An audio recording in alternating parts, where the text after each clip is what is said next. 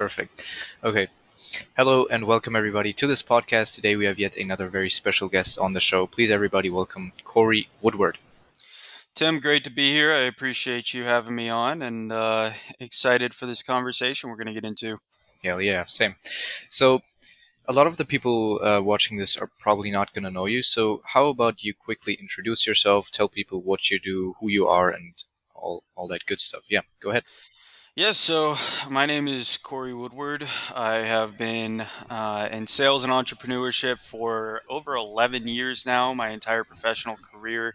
I run Woodward Sales Consulting, which is taking a bit of a new approach as of recently, but I work with clients anywhere from one on one consulting, which I'm kind of getting away from at the moment, but all the way up to larger companies in the eight-figure range, consulting on their sales processes, putting sales processes in place for them, sales functions, adding new ones, etc. So, really, anything around the sales end of driving revenue is what I focus on, with specific focus on certain functions. So, that's a very general overview of what I do. I'm sure we'll get into a little bit about how I do it, but yeah, driving Yes. sales and driving revenue is really what I focus on for the most part. Okay, cool. We'll get a lot more granular. Don't worry. But um, the next question is a question I always ask my guests, but with you, I'm especially interested because of your 11 plus years in this field. So you're probably going to have a lot to share. But the question I have is, how did you get started building your business? How did you get into sales? And what did your journey look like? What were some of the lessons you learned? But yeah, take us through the entire journey. Yeah, that's it's a long journey, but I will do my best to summarize it appropriately for this format. So my dad actually started a business when I was a kid, and I got to see kind of the struggles of starting that business, and then how it ended up paying off for him, and the work that went on in the background, all that good stuff. So. I went to college to play baseball, and figured out very quickly that college was not for me and baseball was not going to be my career. Which my whole life that had been the thought, that baseball was going to be my career. And so dropped out of school and pivoted rather quickly, got into sales. And as any 19-year-old getting into sales, I read all the sales books and tried to copy the successful sales strategies and everything. And there was a few months in, I learned very quickly that didn't work for me. I didn't like it. I wasn't having fun, and I was thinking about just quitting, hanging it up, and finding something else to do. And I kind of was just at a point where I was like, all right, I'm just going to do this however I want to do it and however feels right. And that's kind of where I started building a process that is a lot more based in trust, and started selling a lot more and started becoming a successful salesman. A few years after that, I started my first business, which was a baseball academy. Of course, it pulled me right back in when I thought I was out, and ran that business for a little while, sold it off in pieces. And then immediately after that business came to an end, I started another business. And it's just been all entrepreneurship and sales from that point. Every time I get out of entrepreneurship, it pulls me back in. Um, it's a very addictive game. So, but yeah, that's pretty much the journey. I'm sure we'll get into more details of it, but that's how I got started. It was baseball that pulled me back in, and it was the focus on sales that made me have the confidence that I was going to be able to start a business. And probably a little too much confidence going into that first business, but you learned some good lessons, and ended up making it work. So years and years later, and a few businesses later, and a lot of sales experience later, here we are. Okay, a lot to unpack there. Okay, let me think about a good question to ask here. The first thing I'm interested in is you told me, or you told us that your father started a business when you were a child. What were the lessons he taught you about business or about life in general that really shaped the way you approach business or life? That's a great question. Um, I would say not so much. Well, I guess there was one thing that he told me and emphasized that really stuck with me, and then there was one thing that he didn't say that really stuck with me. And the thing that he did put into words was people care a lot more about what you have to say when you're not spewing nonsense all the time. So Mhm. whenever you talk, make sure that it's something that's important. Um, and that stuck with me. It still sticks with me to this day, and it actually really influenced my sales process, the way that I build a business, and the way that I value my own time, as well as everybody else's time. I value their time in a similar way to the way that I value my own time, and I think that that's helped me make a lot of great connections and be able to empathize with people on a different level. Um, and then I would say the unspoken thing that I really learned is just how hard he worked. It was for a very long time, even when he wasn't seeing the results, and he was struggling.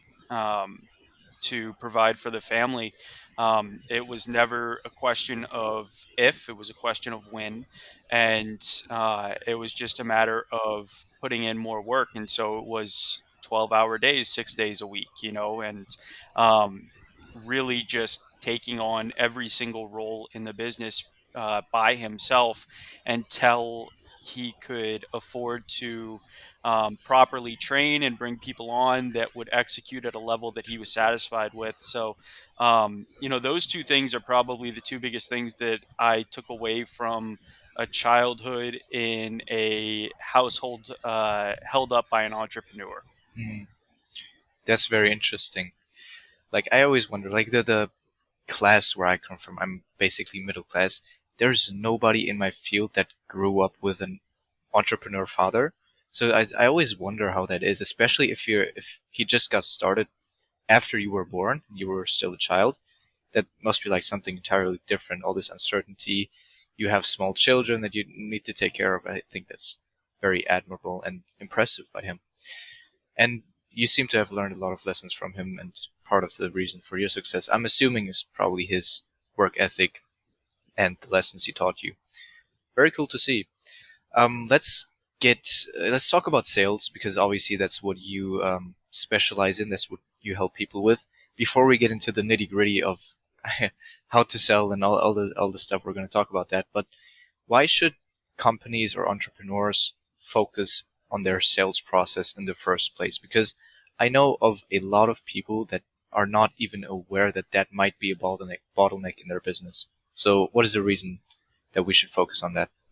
Yeah, and that's kind of like an umbrella question, and I think that there's really two responses to that, right? And I think you got to take a look at it from different points of views, right?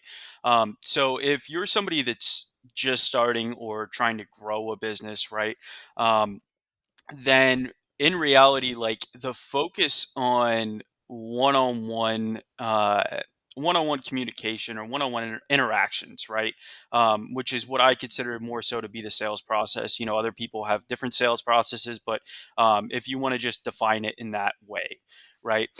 So number one, it's going to give you more uh, more appropriate feedback than just about anything else, and more immediate feedback than just about anything else. Like in this conversation here, if I were to try and sell you something right here and now, I would get the feedback from the look on your face. I'd get the feedback from your words.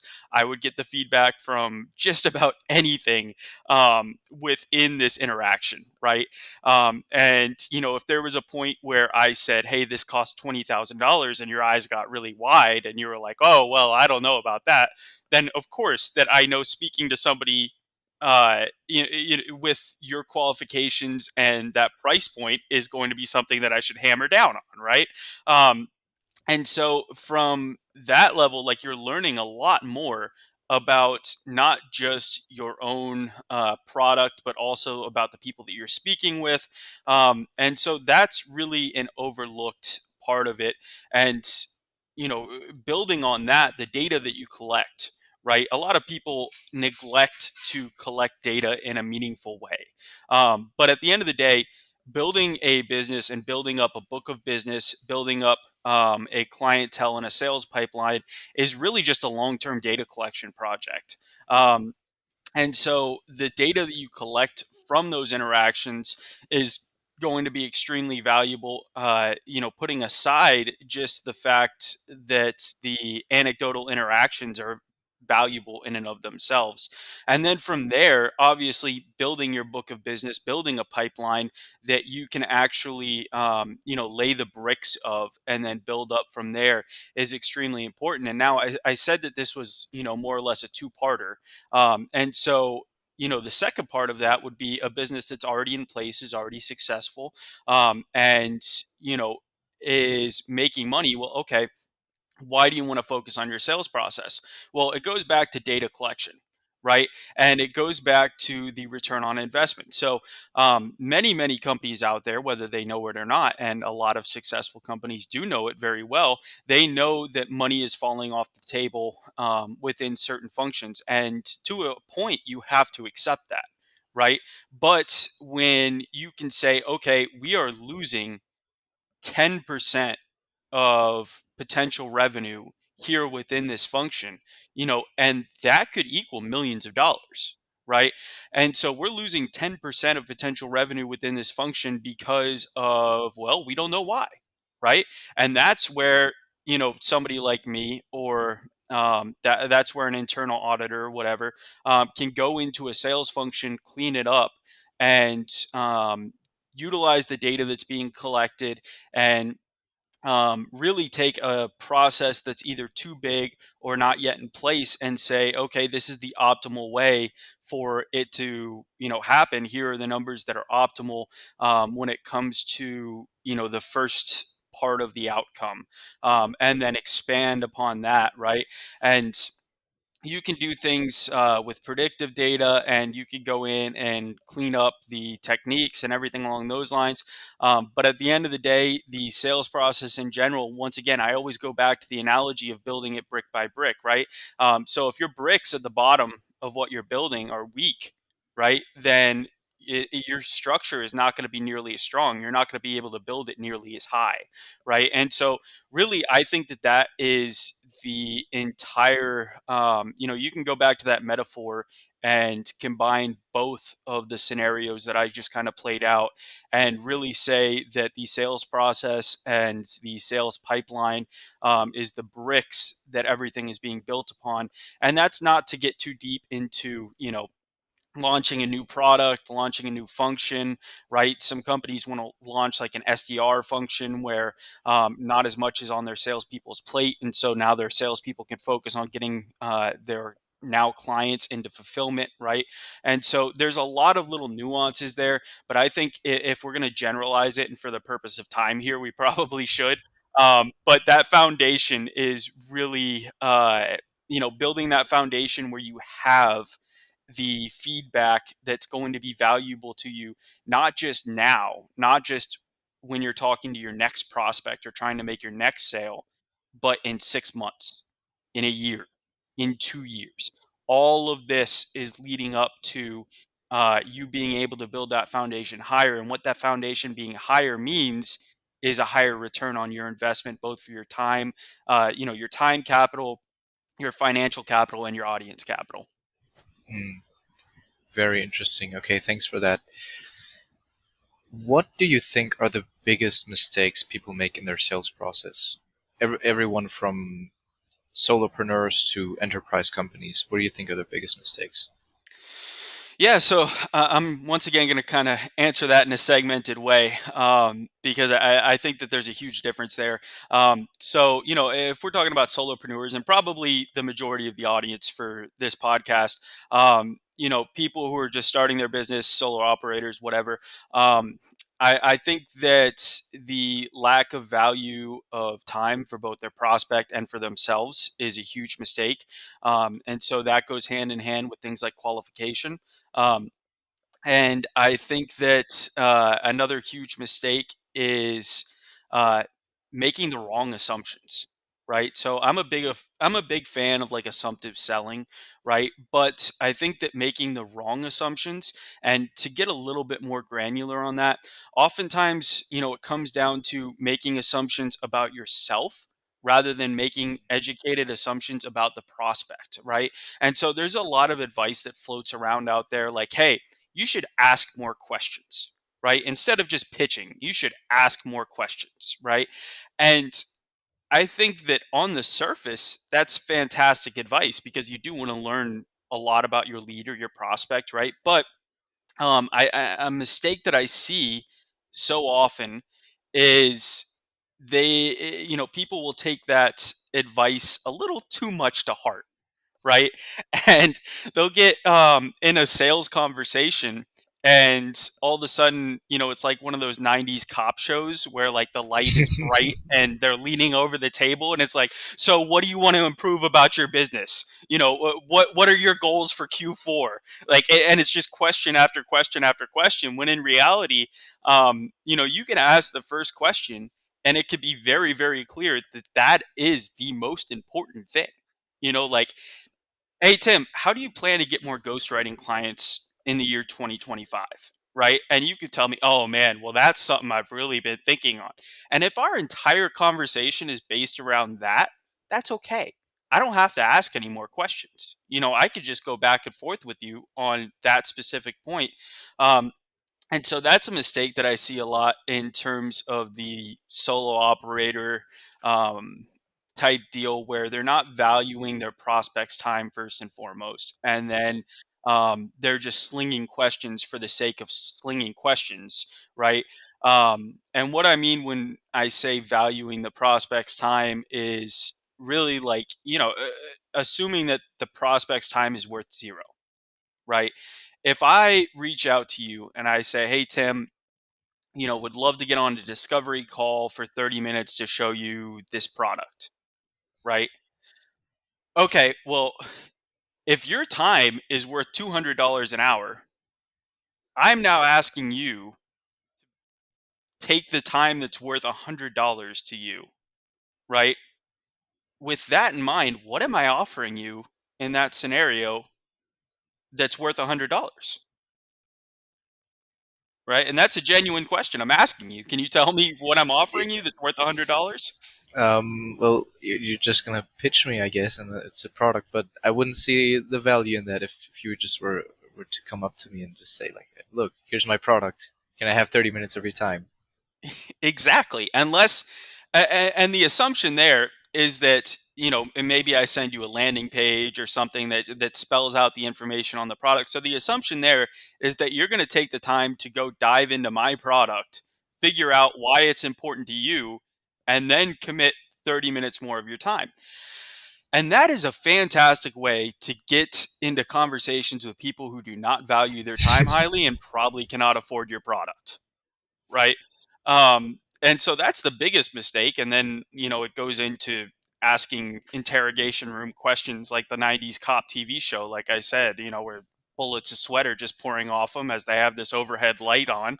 But I always go back to that because it's just an hilarious visual to me. But um, yeah, I think that that sums it up on the most common mistakes that I see in terms of like solo operators with their sales process.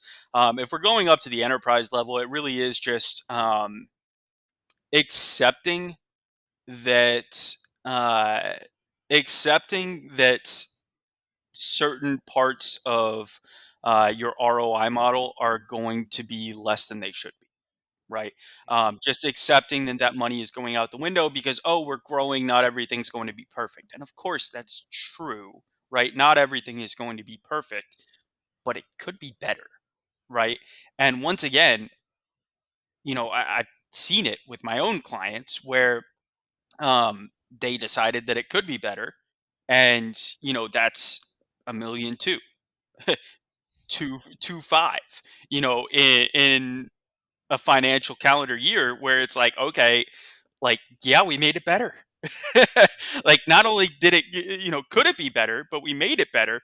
And so that speed, and I talk about how important speed is for like solo operators all the time, but like that speed, once you get to a certain point, you need redundancies where people can come in and go over what you've already put in place and ensure that the data still backs up the processes that you're using, and that those processes are not getting lazy to an extent, right? Mm, that makes total sense.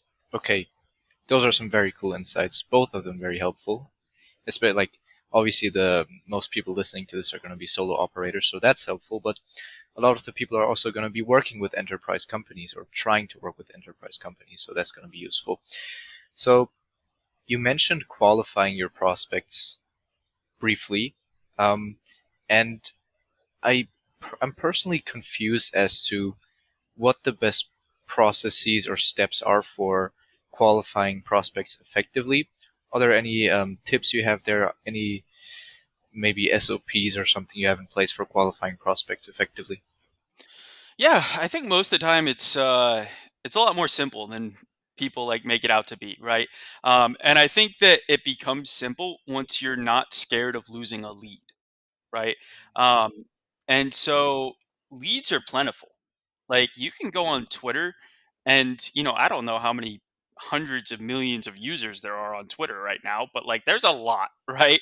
And there's a bunch of people with their businesses info out there, what they do for a living, that info out there, and then you go over to LinkedIn and there's even more, right? And then you can buy leads, right? Like, um, leads are plentiful. Your time is not plentiful, right? There's only 24 hours in a day, and you shouldn't be working more than like 8 to 10 of them, right? I mean, if you're really going hard, you're probably putting in 10, 12 hours in a day. Um, so leads are plentiful. Your time is not. And so once you accept that, right? And once you accept that your product is good and you can genuinely help people, right? Then it's like, okay, now I can be very blunt in my qualification, right?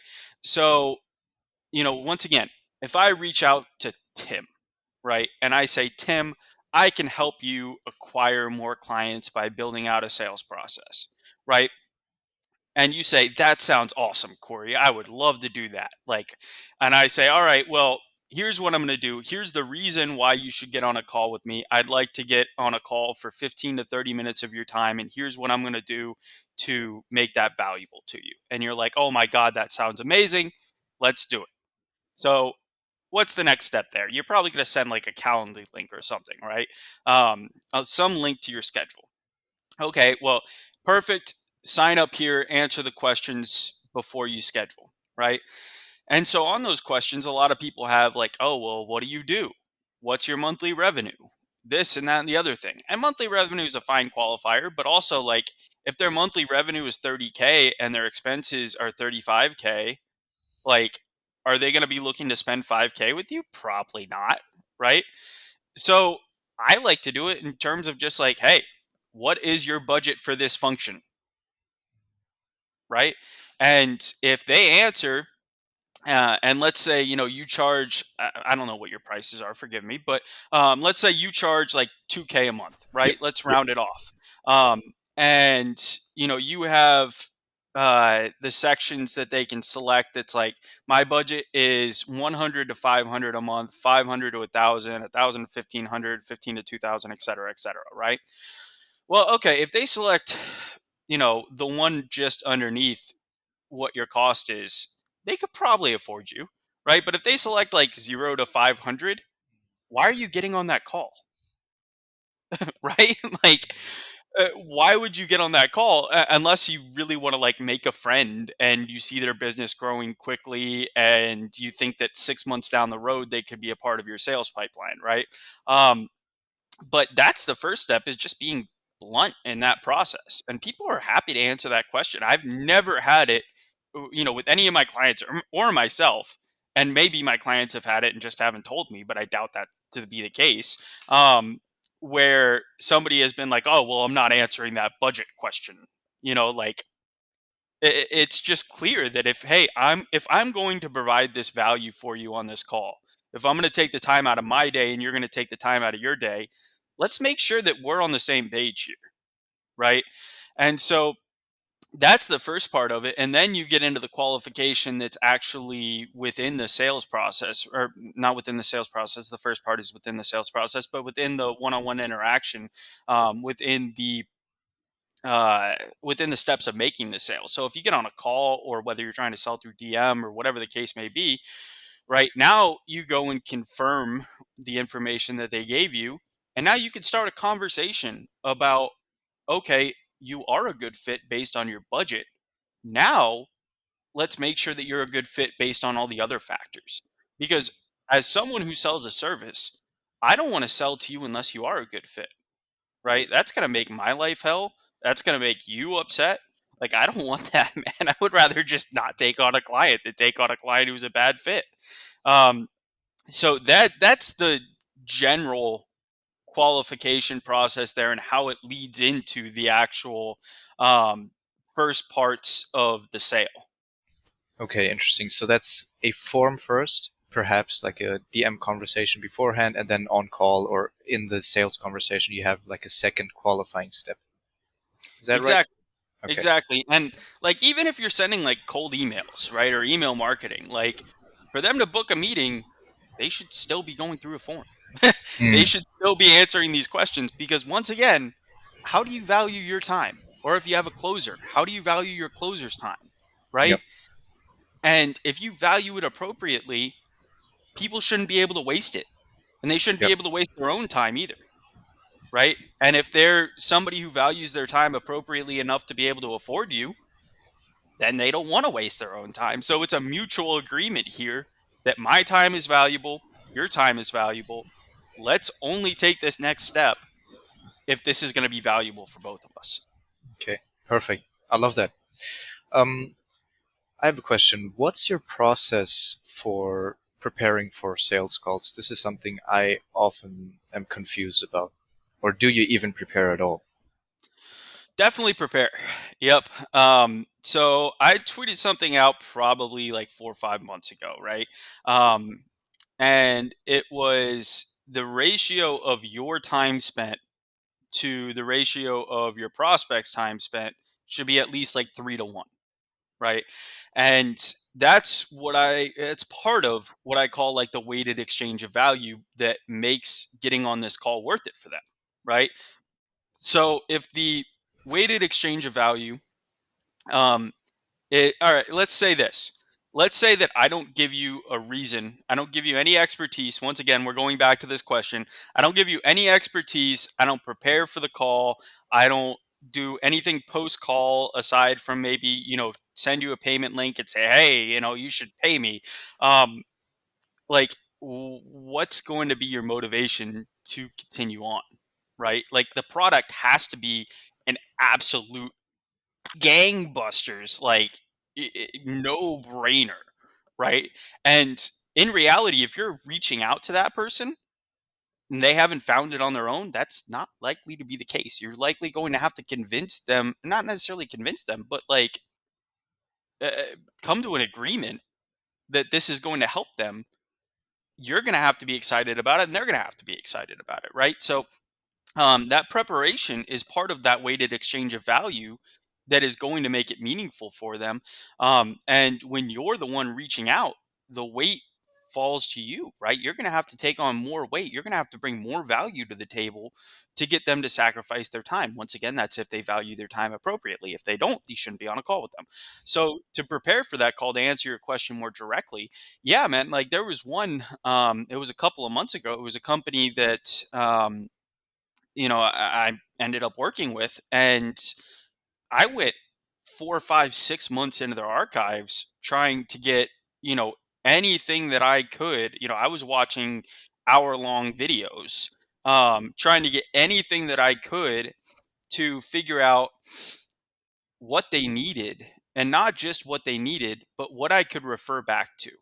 Like, oh, I saw your CEO on, this video talking about how your process does this specifically for your clients. Is that something that you guys make a priority when you're selling? And if not, why not? And then, from there, it's like, okay, well, I believe if you do make this a priority based on this data, then we're going to be able to increase your ROI because I think your conversion goes up 2%. And if your conversion goes up 2% and your salespeople are spending this much less time, and then all of a sudden it's a numbers game, right? And you can get excited about a numbers game because what's money? Money is numbers, right? And so if you can get them excited about a numbers game based on things that they've said themselves, like they're not gonna like they're not gonna sit there and call themselves a liar in the conversation, right? So I mean, they could sit there and be thinking, "Oh, this guy's so full of it," but if you're referring back to what they said, they're not gonna sit there and go, "Oh, I was so full of it 6 months ago." No, or "Oh, our CEO was so full of it 4 months ago." No. So yeah, I think that the preparation is very important, and you could simply do that by marking down words that they've said themselves that have anything to do with what you're going to be talking about, anything to do with, about what's going to come up in that conversation. Okay, I think that's going to be super useful for a lot of people. So basically, digging up as much relevant information about their company as possible. That, you know, maybe even finding some leaky holes in their process. In your case, in their sales process, and then making them aware of that on the call seems to be one of the big components here. Yeah, and the one thing I'd say there as kind of an addendum, that's difficult word to say. Yeah. But the one thing I'll say there is, I see a lot of people sit there and say, "Hey, this is how you should sell to people. You should tell them their problems and then show them how to fix it." And I'm sitting there like, man, if you came to me and said, "Corey, you suck at this," I'm gonna be like, dude, I'm not buying from you. Get out of here. I'm awesome, right?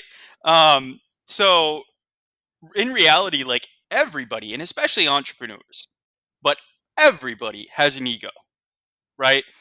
And I put it this way: you should stroke the ego rather than kicking the cat, right? If you imagine like somebody's ego as a fragile cat, right? You should pet it. You should make it happy, right? You don't want to sit there and kick it. You kick the cat's not going to be happy with you. It's going to come back and, scratch you, man. So, with that in mind, yes, you could say, hey, look, I think that you're doing great executing this, and we can make it even better just by doing this small thing, which I can do for you, right? Rather than, hey, you suck because you're not doing this small thing. Now I'm going to do it for you. One way you're like, you're stoking the excitement. The other way, you're making them get defensive, right? Look, hey, no, we do that because of this, right? We have to do that because of this, right? And so that's a small thing I wanted to add there because I see it a lot where people are like, "Hey, show them the problem," and I'm like, "Whoa, whoa, whoa, easy now." Like, yes, you could show them the problem, but in a way that gets them excited and plays into their ego rather than trying to tell them they suck. Yeah, thanks for mentioning that. I think that's very important to add. I've definitely had people do that in my DMs, and I did not end up working with them. That's all I will say. Yeah, Um, I mean, like your first response was probably like, "Whoa, man, hey, like yeah, I know what I'm doing, right?" Like even if exactly. even if it's a part of your business where it's like you maybe don't know what you're doing necessarily, like your first reaction is always going to be like, "Hey, screw you, man." Definitely. Like, so anyway, yeah, not to cut you off, but I think it's a big addition, especially with where the sales world is going today. Yep. Stroke the cat, don't kick it. Okay, glad we got that covered. Next question I have for you is, I think there's a lot of people who struggle with keeping the sales conversation aligned with the actual sale. It's definitely happened to me before where I was in a sales conversation and then we just ended up talking about our personal life, the weather for like 10 minutes, and that completely distracted us from the actual sale. So how do you ensure that you are always in control of the sales conversation? Yeah, and I think that's a great question, and it's pretty advanced, right? So, I've worked with tenured salespeople who that's been an issue for them, right? Um, and I think that it's something where beginning salespeople, that fear that really just grabs them, right? And they're like, "Oh, I'm going to upset them if I talk about this and that." And for me, it reverts back to the value of your time, right? The value of your time, the value of your prospects' time. So I've even opened sales conversations where I go, "Hey, look, I know a lot of people like to small talk in the beginning here. Honestly, I value your time. I value my own time. I know we only got 20 minutes here. Like I'd like to get right into it if that's quite all right with you." Right? And so that's something where, you said you always want to keep control of the conversation.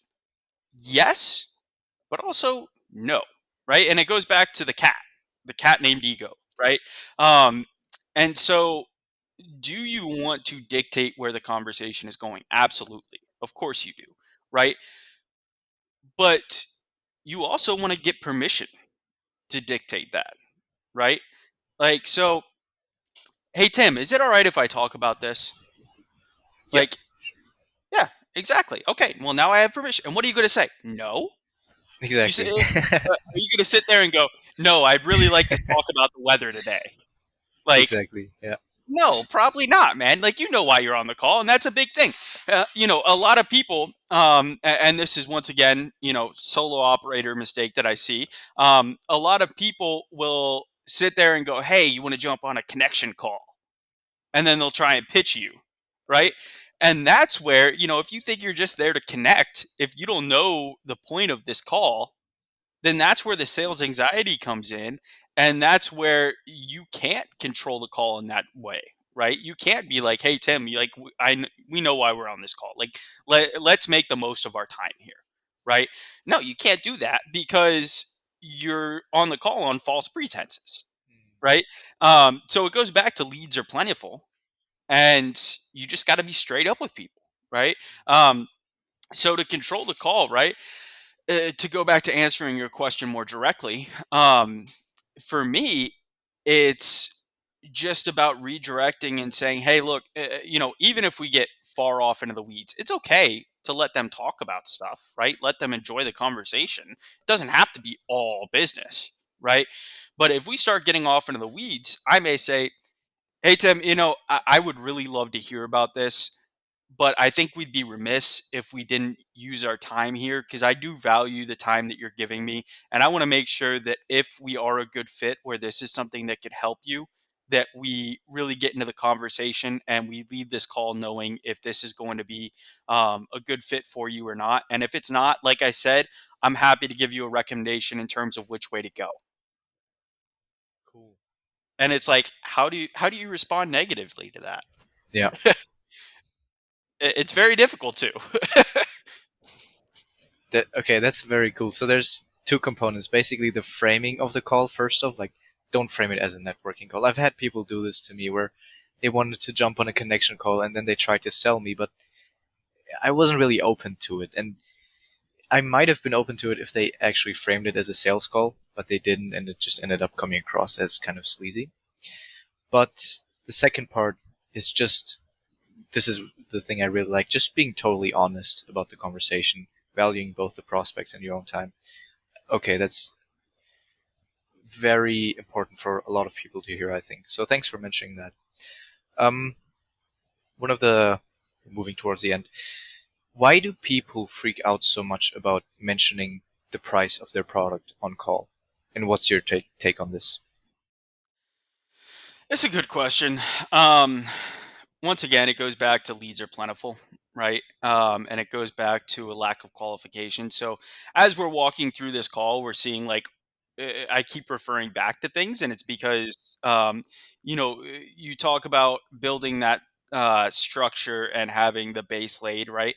Well, even within that base, there's little structures, right, that you're building up. Um, And so it goes back to that. It goes back to qualifying them appropriately, and it goes back to being scared of being told no. Which at the end of the day, what we just talked about in terms of being straight up and honest with somebody, and that really goes towards building trust with the people that you're speaking to, right? And talking to them on a human level, right? Instead of just being a robot and sitting there and reading off a script or whatever.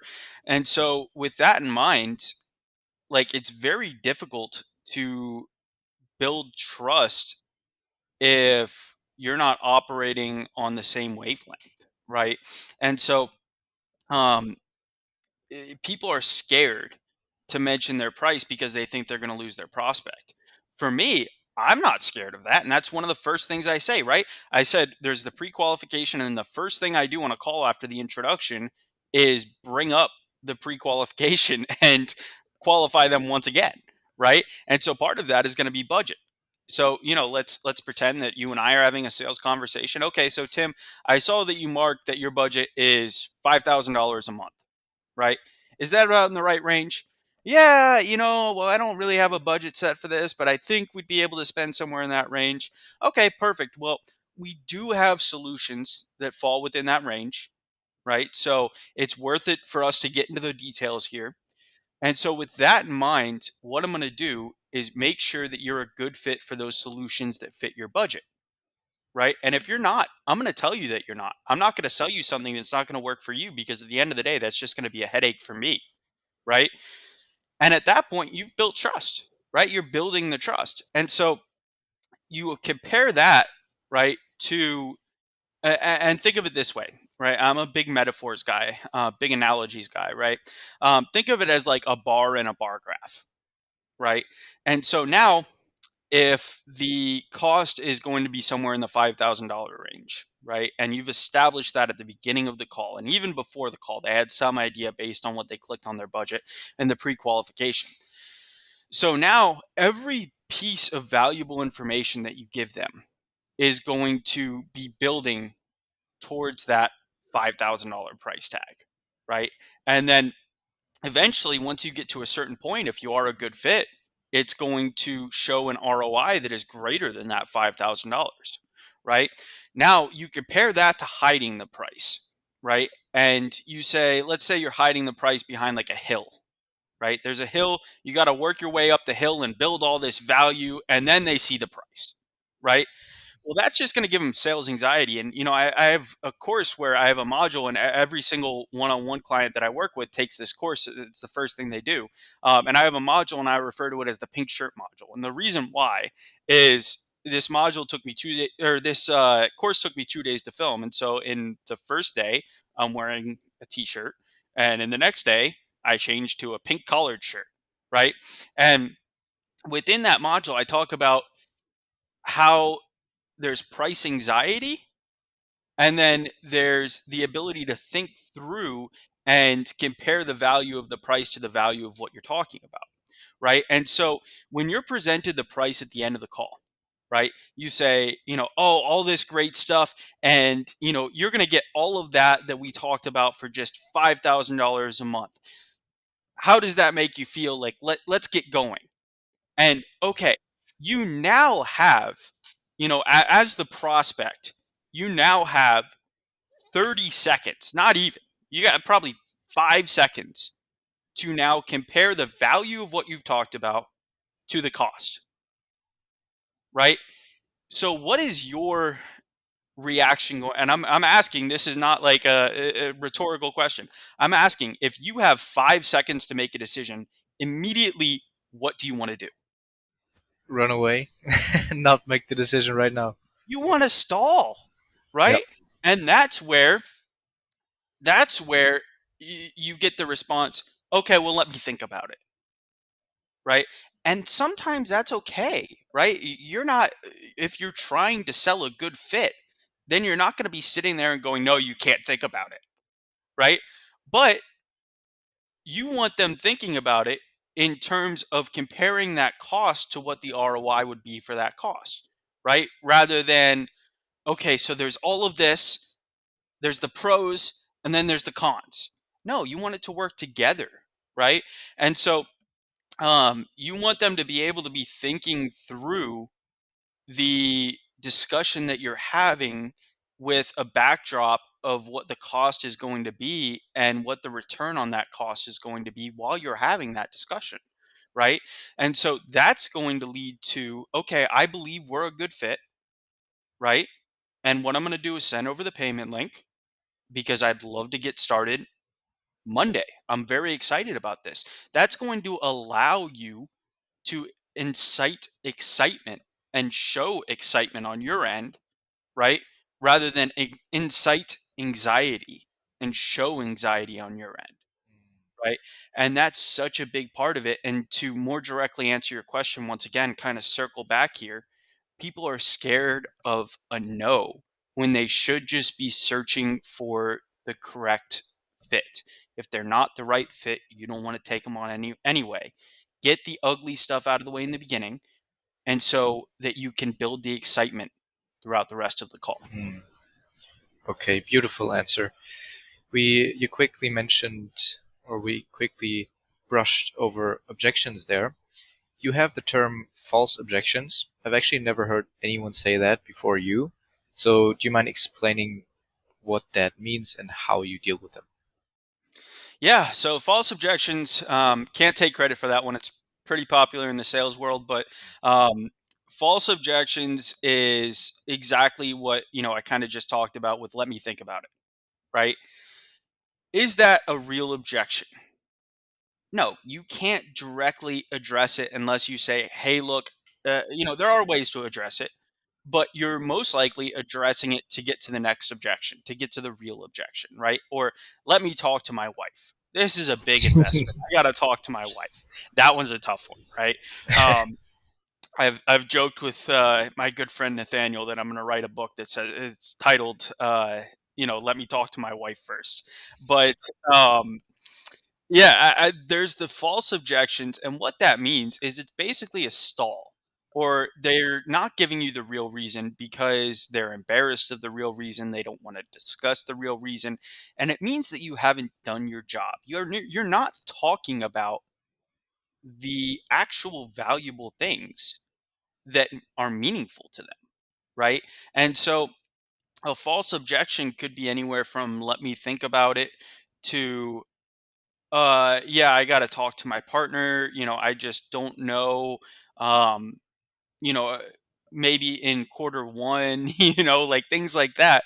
Anything that is distracting you from the actual objection, right? If the actual objection is budget, right? Like, okay, now we can tackle that. Okay, well, what's your budget? Like, I think that, anywhere up to a $2,000 a month plan is going to be valuable for you, is going to be meaningful. You're going to see real return on investment for it. Can you guys not afford $2,000 a month right now? And that's where you get a straight answer, right? That's where you get a yes or a no. And I don't want maybes, right? Maybes suck. I want a yes or a no, because guess what? A maybe, now I'm going to have to spend more time, quote unquote, chasing that prospect, right? Um, and they're unsure. A maybe most of the time is going to result in a no, right? And so it doesn't mean you should ignore the maybes and not follow up. No, no, that's not what it means at all. What it means is that a maybe is going to bring down, or is going to actually inflate your client acquisition costs, especially if you value your time at a certain dollar amount, right? And so if you're not getting a yes or a no, leads are cheap, especially if you can produce them off of Twitter or any free source, right? All that it takes is the time to get those leads, or if you're paying for leads, leads are pretty cheap. And so as long as you are executing your process, you want a yes or a no, or your client acquisition cost balloons, right? And when your client acquisition cost balloons, it's very difficult to get to a ratio where your LTV and your CAC are going to be aligned in a way that you want it to. Not to mention, if your sales process is one where you're like going in there and hard selling people for a service, your LTV is going to be coming down, right? Because they're not going to stay with you as long. And so it's two different ways, two different functions here, one with the CAC going up, one with the LTV going down. And that's the opposite of what we want. We want the LTV going up and the CAC coming down. And so, with that in mind, allowing false objections to permeate is going to balloon that LTV and most likely, or excuse me, balloon that CAC, and most likely the LTV is going to take a nosedive there because there you have not addressed their true concerns before they ever get in with you. Okay. So it's all about uncovering the actual objection, the real objection that's preventing them from taking action. Exactly. Okay. Nice. Okay, that was a lot to process. I really enjoyed this conversation. I have a difficult question to close this off. What would be the one thing you'd want people to take away from this conversation today? Yeah, that's a good one. Considering considering we've talked about quite a bit. Um, yeah, man, I'd say build trust rather than being scared. And it seems very surface level, like people are gonna, anybody who's still listening at this point is gonna sit there and be like, well, duh, of course. But like, it's one thing to think it, and it's another thing to put it into action, right? Like, um, once again, Tim, this cost this much. Like, I'm telling you this because I respect and value your time versus, hey, Tim, you want to get on a call and talk about this really cool thing that I'm doing? And then look at all the reasons why this is so cool, right? Okay, pay me money now. Like, so to answer your question, trust rather than fear. And that, for all the different ways that we've discussed trust versus fear, stroking the ego, make them excited, not fearful. Make your prospects excited to work with you, not fearful of what happens if they don't, right? And make yourself excited to have these conversations. Get into conversations that you're truly excited to be having rather than scared to be having, right? And there's a way to go about it that you can be excited about those conversations. And of course, you're going to have a little bit of fear if this is your first time doing outreach or something, right? Of course, there's going to be some fear. I'll tell you what, man. First call with a new company when I was in sales, I would almost always black out. I would never Okay. remember. So, even somebody who's been in sales my whole life, whether it's selling my own product or somebody else's, there's always that fear, right? So you got to overcome that. But it's a lot easier to overcome if you go into it with the intention and with the tools to build trust rather than build anxiety and fear. Love that. Love that, man. Last question. What are your plans for the future? What have you got coming up? Is there anything new that you're planning to do that you want to put people onto? Yeah, tell us about what you plan to do. Yeah, so do got some new stuff that I've been working on. Um, Actually, leaning more towards like an agency model right now. I've pretty much all but scuttered the scuttled, I guess would be the word, not scuttered, but scuttled the one-on-one like advertising. I don't really advertise like my one-on-one consulting anymore.